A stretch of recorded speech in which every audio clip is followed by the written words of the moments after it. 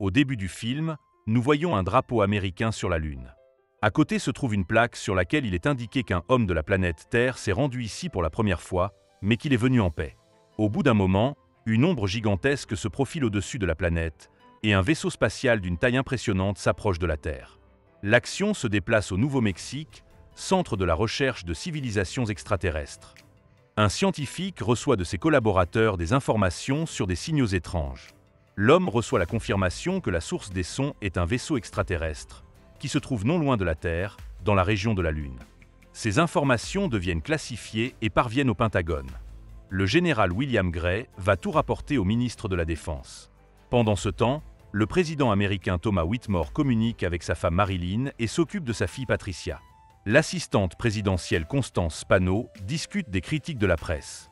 En raison de la jeunesse de Thomas, on l'appelle en plaisantant Oliver Twist. Constance est sûre que si le président avait poursuivi sa politique de fermeté, personne n'aurait critiqué son âge.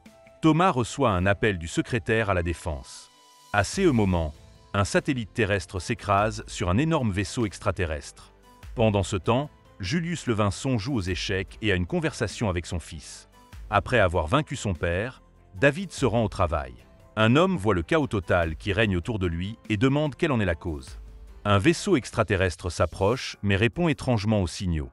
David essaie de comprendre comment il fonctionne. L'action se déplace dans la vallée impériale, en Californie. Le pilote Russell Case reçoit de Lucas la mission de polliniser un champ. L'homme s'acquitte de la tâche, mais embrouille les champs. Son fils Miguel critique cette indiscrétion et cette mauvaise attitude au travail. Une réunion importante a lieu à la Maison-Blanche. Le président, ainsi que le secrétaire à la Défense et le général Gray, tentent de décider ce qu'il faut faire au sujet d'un objet volant proche de l'orbite. Constance ignore les questions de la presse et affirme que le gouvernement n'a pas encore d'avis officiel. Le 4 juillet approchant, la moitié des militaires se reposent ou se préparent à un défilé. De nouvelles données arrivent. Plusieurs morceaux se sont détachés de l'engin extraterrestre et s'approchent rapidement de la Terre. David, quant à lui, trouve comment obtenir une image à l'aide d'un satellite accidenté. 2 objets s'envolent dans l'atmosphère terrestre et sont suivis par l'armée. Un autre objet se dirige vers Moscou. La situation s'envenime de plus en plus. Le président refuse de se rendre dans le bunker pour ne pas semer la panique. David reçoit un signal, mais apprend immédiatement l'invasion de la Terre. Marty demande à un ami d'oublier le travail pendant un certain temps. Au bar, Russell est raillé, car il leur a dit plus tôt qu'il avait été capturé par des extraterrestres lorsqu'il était jeune. Cependant, un énorme nuage recouvre la vallée. Miguel sort de la camionnette et essaie de comprendre ce qu'ils doivent faire. Un héros nommé Stevie Hiller se réveille à cause du bruit, mais la fille lui assure que ce n'est qu'un tremblement de terre. Les grandes villes américaines sont recouvertes d'ombres terribles. Peu à peu, la population commence à paniquer, de nombreux accidents se produisent. David observe depuis le toit un navire qui surgit des nuages. Stevie se réveille enfin et voit le navire qui recouvre la ville. David comprend qu'une catastrophe est sur le point de se produire. Le signal qu'il reçoit ralentit progressivement. Les extraterrestres positionnent leur vaisseau au-dessus de cibles importantes et dans environ 6 heures, la minuterie s'arrêtera et ils frapperont. David appelle son ex-femme Constance et tente de la prévenir du danger et du signal. Cependant, la femme trouve que l'homme est trop dramatique. Stevie enfile son uniforme et dit au revoir à la fille. David parvient à rejoindre son père à travers le chaos le plus total et lui demande de les emmener à un endroit. Le président appelle sa femme et lui demande de quitter Los Angeles pour une ville plus petite. Julius critique son fils, estimant que la Maison-Blanche sait déjà tout et qu'il n'est absolument pas nécessaire de s'y rendre. Miguel apprend à la télévision que son père a été mis en scène puis incarcéré. Après avoir survécu au Vietnam, Russell commence à fantasmer sur les extraterrestres. Le collègue de Stevie apprend qu'il est sur le point de demander une fille en mariage et lui conseille de ne pas épouser Jasmin, qui est une stripteaseuse. De son côté, la fille demande à son amie Tiffany de ne pas se rendre à la fête de bienvenue des extraterrestres. Jasmin démissionne de son travail et quitte la ville, ne voulant pas prendre de risques pour elle et son fils. Pendant ce temps, David et son père parviennent enfin à se rendre à la Maison-Blanche. Un scientifique est sur le point de localiser précisément Constance. La femme aperçoit David et son père par la fenêtre. Un hélicoptère équipé de caméras est envoyé vers le vaisseau extraterrestre. Constance fait entrer David et lui promet d'organiser une rencontre avec le président. Le scientifique informe Thomas qu'à l'aide de satellites, les extraterrestres coordonnent leur vaisseau pour frapper avec précision. Les hélicoptères envoyés vers le vaisseau explosent. Le président réalise qu'il doit partir, car les extraterrestres sont une menace pour tout le monde. Jasmin entend aux informations un appel à éviter les grandes villes et réalise qu'elle avait raison. Marilyn monte dans l'hélicoptère et voit les gens qui attendent les extraterrestres s'amuser sur le toit. Tiffany se trouve être parmi eux. Soudain, les extraterrestres ouvrent les écoutilles. Le président monte à bord de l'avion avec Constance, sa fille et la famille Levinson. David voit que la minuterie a atteint 0 et au même moment, les extraterrestres commencent à attaquer les grandes villes. Les gens paniquent et tentent de s'échapper, tandis que les extraterrestres attaquent les bâtiments les uns après les autres. L'avion du président parvient miraculeusement à décoller. Jasmin se cache dans une pièce et la vague d'explosion passe au-dessus d'elle. Le 3 juillet arrive. Thomas regrette de ne pas avoir commencé l'évacuation plus tôt et dit qu'il est plus facile d'être pilote militaire. De plus, le président apprend que l'hélicoptère de sa femme n'est jamais arrivé à Nelson. Jasmin, son fils et son chien parviennent à survivre. Stevie, accompagné de son ami Jimmy Wilder, se prépare à la première attaque contre le vaisseau extraterrestre. Cependant, les missiles se heurtent à un champ de force. Les extraterrestres lâchent de petits avions pour s'occuper de leurs adversaires. Le président ordonne la fin de l'opération, mais il est trop tard. Stevie et Jimmy attirent les deux vaisseaux extraterrestres. Cependant, le héros perd son ami et il devient encore plus en colère.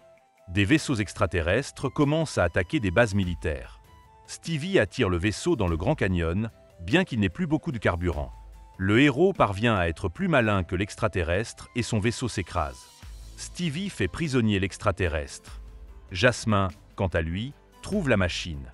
3, le fils de Russell, tombe malade sans avoir pris de médicaments. Le général et le ministre de la Défense proposent d'utiliser des armes nucléaires. David s'y oppose et Julius suggère d'utiliser le vaisseau extraterrestre qui s'est écrasé à Roswell et qui est stocké dans la zone 51. Le président assure à tout le monde que ce n'est qu'une invention des tabloïds, mais le ministre de la Défense dit que ce n'est pas tout à fait vrai. Pendant ce temps, Jasmin aide les survivants et va les emmener dans un endroit sûr. Là, la jeune fille trouve une Marilyn blessée.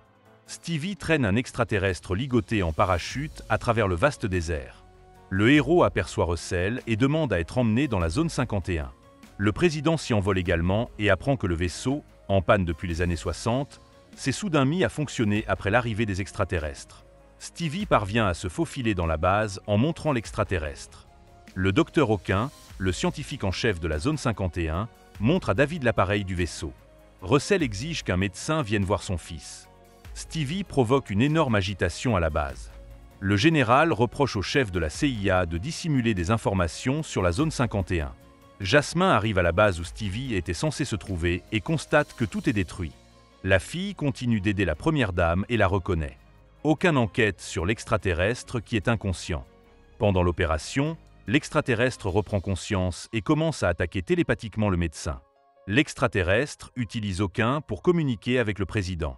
Il commence à attaquer Thomas également et prétend que la paix est impossible, que les terriens doivent disparaître. Le président, qui a lu l'esprit de l'extraterrestre, dit à tout le monde qu'ils sont comme des sauterelles, qu'ils volent les ressources de toutes les planètes.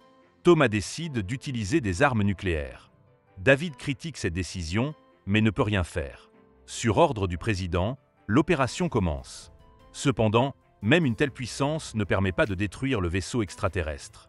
Stevie prend l'hélicoptère et s'envole vers sa base, où il retrouve Jasmin avec le reste des survivants. Thomas se réjouit du retour de sa femme, mais les médecins préviennent qu'ils ne peuvent rien faire pour elle. Le président dit au revoir à Marilyn et réconforte sa fille. Le 4 juillet arrive.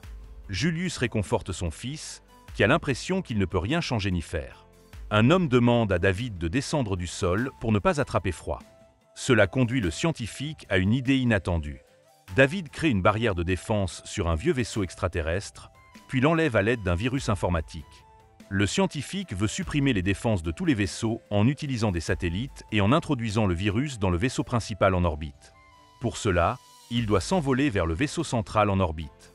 Stevie propose sa candidature, car il a vu les vaisseaux extraterrestres en action. Le président renvoie le chef de la CIA et accepte le plan de David. Les troupes du monde entier reçoivent l'information qu'une nouvelle attaque est sur le point d'être lancée.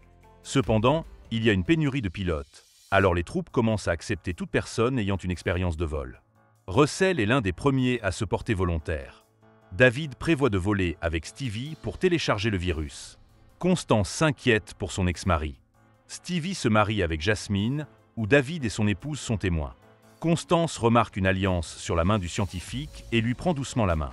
Le président prononce un discours sur le jour de l'indépendance devant le monde entier et s'apprête également à monter à bord d'un avion car il a été pilote militaire.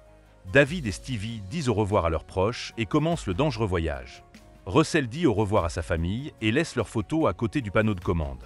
Stevie s'amuse aux commandes du vaisseau, ce qui effraie quelque peu le scientifique. Le vaisseau part dans l'espace et comme David l'avait prévu, le vaisseau extraterrestre les laisse entrer à l'intérieur. Le héros accoste et le téléchargement du virus commence. Constance se rend compte que les personnes à la surface de la zone 51 pourraient être affectées. Alors ils sont tous autorisés à descendre dans le bunker. Le téléchargement du virus est terminé et les vaisseaux peuvent se lancer dans la bataille contre les extraterrestres. La première attaque du président échoue, mais la seconde s'avère fructueuse. Stevie ne parvient pas à faire sortir le vaisseau de l'amarrage, ce qui rend les extraterrestres suspicieux. Les terriens sont à court d'obus et le vaisseau ennemi n'est pas encore sérieusement endommagé. Les extraterrestres se préparent à utiliser leur arme principale. Seul Russell a encore des obus et il s'envole vers le canon. Cependant, tout est gâché car son arme s'enraye. Russell prend alors une nouvelle décision et se sacrifie pour le bien-être du monde. En entrant en collision avec le canon, le vaisseau de l'homme cause de graves dommages à la base extraterrestre. La base 51 commence à célébrer la victoire et explique au monde comment détruire les vaisseaux ennemis. Stevie et David lancent une arme nucléaire qui les libère accidentellement. Les héros tentent de sortir du vaisseau ennemi dans les 30 secondes qui leur restent.